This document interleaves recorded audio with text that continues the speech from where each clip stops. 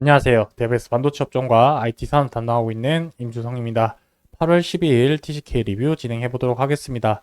자, 현재 시장은 TCK에 대한 개별적인 이슈보다는 외부적인 요인으로 인해서 주가 변동폭이 큰 상황입니다.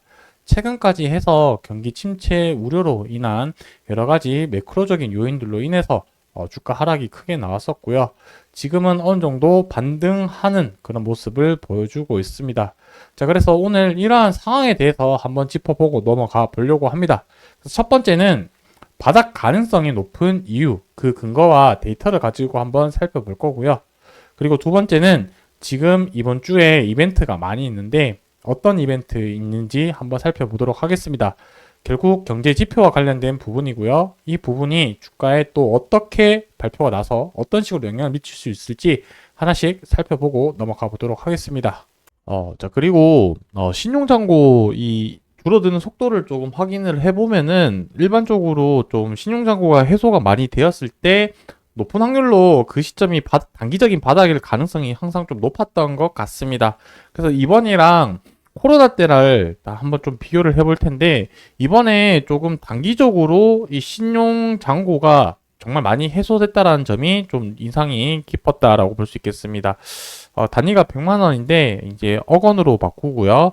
이제 이틀 이제 거래일 동안 이제 잔고가 해소된 게 거의 1조 가까운 신용 잔고가 해소되었다라고 볼 수 있겠습니다. 일반적으로 코스닥도 이제 많이 하지만 코스피도 하지 않느냐라고 봤을 때 보통 보게 되면은 코스닥 위주로 조금 신용 거래가 많이 일반적으로 나타나기 때문에 코스닥 좀 추세를 보는 게 좀 좋은 방향일 거라고 생각이 들고 있습니다. 자, 그래서 단기적으로 지금 1조 가까이 이렇게 좀 해소가 되었다라고 볼 수 있을 것 같고, 코로나 때라고 한다면 20년도 3월 정도 때로 보면 될 것 같습니다. 그래서 3월 2일 이제부터 해서 한 3개월 가량 이렇게 좀 지표를 한번 확인을 해보면은 요 당시 때도 3월 2일 날 이제 보시게 되면은 요때 한 5조 7천억 정도 있었는데, 이제 코로나 그때 하락장을 맞고 나서 이제 3조 3천억 정도까지 이렇게 좀 줄어들었습니다. 그래서 이 부분이 대략적으로 차익을 좀 생각을 해본다면 1조 5천억 정도 이제 해소가 되었고, 아까와는 다르게 앞서 본 것처럼 이제 이 거래일 만에 1조 가량 이렇게 급격하게 소진될 때는 이때 코로나 때 한번 하락장 맞았을 때 거의 한 8천억 여기서 보시게 되면은 요때 한 8천억 가량 소진되었고 3일차 거래일 정도 때 1조 가까이 해소가 되었습니다. 그래서 이제 20년 3월 19일 요 정도 이때가 거의 바닥 시즌 있던 걸로 기억을 하는데 이 정도 이제 해소가 되었으면 어느 정도 좀 많이 해소가 되었다 판단하고 반발 매수세가 좀 들어올 수 있는 시기다 이렇게 봐주시면 좋을 것 같습니다. 그래서 뭐 여러 가지도 지켜봐야겠지만 요 신용잔고 데이터 하나만 봤을 때는 그래도 단기적으로 또 반발 매수세가 들어올 수 있는 요인이 될 수 있지 않을까라고 생각을 합니다. 뭐 지금 거시적인 경제 매크로적인 부분 요인들도 많기 때문에 이러한 변수들도 하나하나씩 체크를 해 가면서 어떤 쪽으로 가능성이 좀 더 높을지 의사결정을 해야 되는 시기일 것 같습니다. 자, 이번 주에 또 많은 이벤트들이 있어가지고 중요한 지표들을 조금 어떤 것을 봐야 되는지 포인트들만 한번 좀 짚어보고 넘어가 보도록 하겠습니다.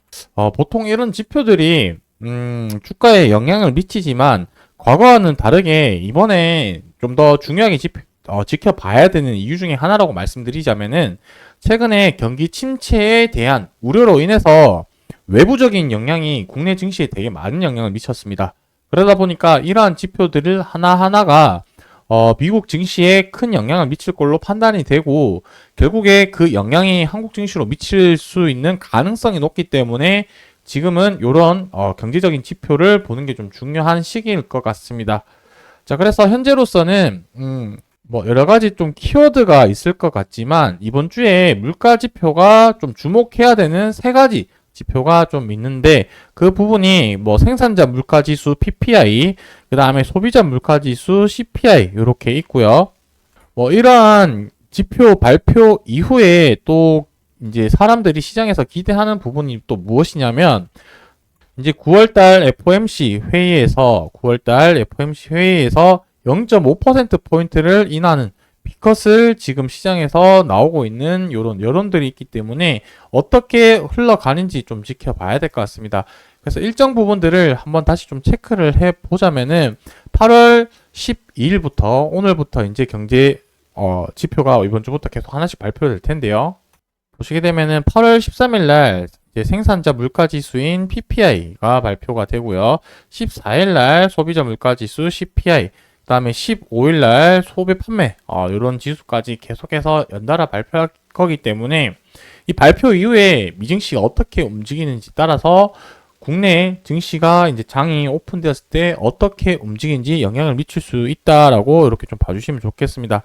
그래서 요 일정과 요 이벤트 이후에 이제 증시의 주가 흐름들을 좀 체크를 해보면서 현재로서는 지금 개별적인 이슈도 중요하지만 그거와 더 중요한 부분이라고 저는 생각되는 부분은 이러한 경제 지표로 인해서 주가가 어떤 방향으로 움직일지 특히나 최근에는 이런 경제 지표로 인해서 변동성이 큰 시장이기 때문에 지금은 좀 잘 지켜봐야 된다라고 볼 수 있겠습니다.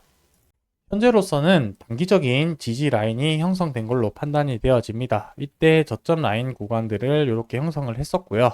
그리고 한 3거래일 정도 바닥을 다진 후에 이런 갭 상승을 나오게 되었습니다. 자, 단기적으로는 지금 제가 생각하기에는 여기 이제 갭이 벌어졌던 이런 구간들이 이제 지지 구간이 될 것 같고 아마 갭을 메꾸러 갈 가능성도 어느 정도 있다라고 봐야 될 것 같습니다.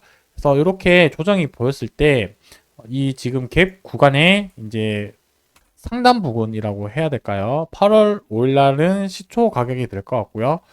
8월 8일 같은 경우는 종가 가격에서 강한 지지 라인이 형성될 것 같은데 그 구간에서 지지를 받느냐 이탈을 하느냐의 여부에 따라서 방향성이 조금 달라질 것으로 생각이 되어집니다. 그때까지는 단기적으로 제가 앞서 말씀드린 이런 외부적인 요인으로 인해서 주가 변동이 어떻게 흘러가는지 체크를 해보면서 대응해야 될 시기라고 생각을 합니다.